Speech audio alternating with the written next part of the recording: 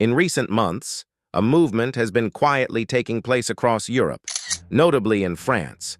While most of the West, led by the United States, has concentrated on sanctions against Russia as a result of the ongoing crisis in Ukraine, Europe has made a series of moves that have taken the world by surprise.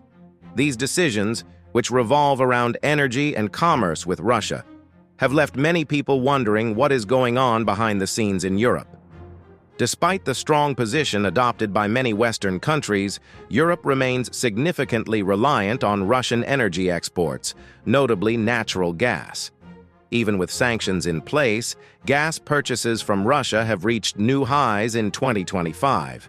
This fact alone contradicts the narrative peddled by those in the United States who have advocated for Europe to break free from its dependence on Russian energy. What is happening? Europe, headed by nations such as France, is discreetly working to secure energy security, even if it means continuing to do business with Russia. One of the most shocking disclosures came when French and Danish shipyards were seen servicing Russian gas ships despite current restrictions. These shipyards, long seen as significant participants in global energy infrastructure, have become critical in ensuring the supply of Russian gas to Europe. The shipyards' involvement in repairing these tankers has raised questions, particularly given the U.S.'s stance on sanctions. This behind-the-scenes collaboration demonstrates the complicated realities of European energy demands, as well as how, despite public appearances, France and others continue to engage with Russia. The repairs being carried out by French and Danish shipyards are not merely symbolic. They are critical to keeping Russia's Arctic gas exports flowing smoothly throughout the hard winter months. By keeping these tankers, France guarantees that important energy resources continue to flow to Europe, particularly during a period of record-high demand. The action has been a major source of dispute, but also highlights how difficult it is for Europe to break free from Russia's energy supplies, despite the sanctions.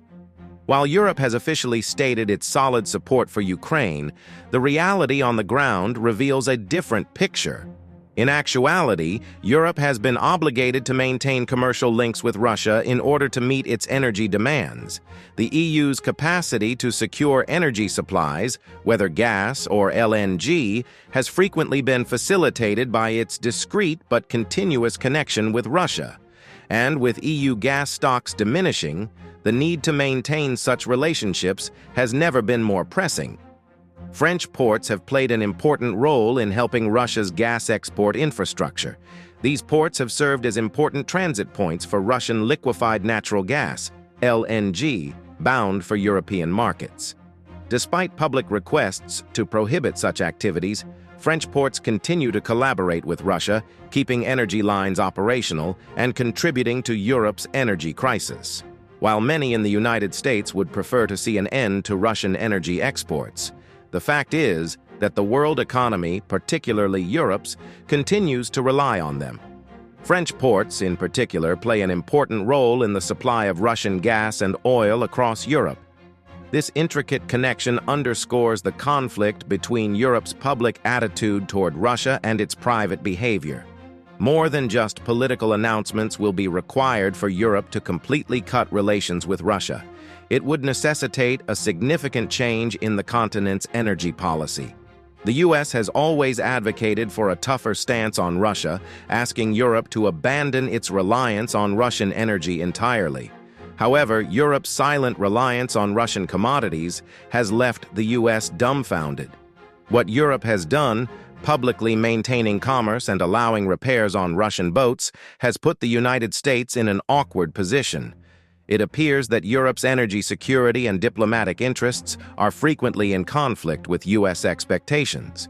France, the EU's second-largest economy, has had to balance complying with international sanctions with safeguarding its energy future. France's choice to maintain energy links with Russia, despite diplomatic pressure from Washington, illustrates a pragmatic response to an increasingly complicated geopolitical scenario. For France, it is a matter of national interest to ensure that its companies and residences continue to function without interruptions that may bring economic upheaval. It's easy to suggest that Europe should cease buying Russian energy, but that's not the case. European countries are faced with skyrocketing energy demands, and Russian gas is critical to supplying them. Alternative supplies like US LNG are scarce and expensive, making them less attractive for many European countries. Russia's electricity is economical and dependable, and seizing connections before Europe can find a viable alternative will result in a historic energy catastrophe. One of the most significant parts of the issue is Russia's Arctic gas output. The Russian Arctic fields are vital to the country's capacity to satisfy its export obligations, and France's role in maintaining the infrastructure surrounding these resources is critical to the continuous flow of gas into Europe. French shipyards have a direct role in ensuring that these energy sources continue to reach the European market, even as political pressures increase. It's a vital, if sometimes neglected, aspect of Europe's energy policy. The geopolitical intricacy of Europe's situation cannot be emphasized. On the one hand, Europe must be viewed as taking a tough position against Russia, particularly as the situation in Ukraine continues. However, the practical fact is that Europe cannot afford to shut off Russian energy supply without facing a severe economic crisis. France, like the rest of Europe, must always strike a difficult balance between protecting national security and energy security. As two of Europe's most renowned maritime nations, France and Denmark play a significant role in easing the supply of Russian energy to the continent. Their shipyards and ports are critical to maintaining the energy supply network. France's repair services for Russian LNG ships in particular have enabled the Russian gas sector to continue running over the severe winter, illustrating the interconnectedness of Europe's energy demands and its relations with Russia. Looking ahead, Europe confronts a difficult decision. With energy demands increasing and Russian supplies remaining vital, how long can the EU continue to rely on Russia for energy? The issue is complicated, and while Europe is diversifying its energy supplies, Russia's dominance in the energy market will be difficult to replace.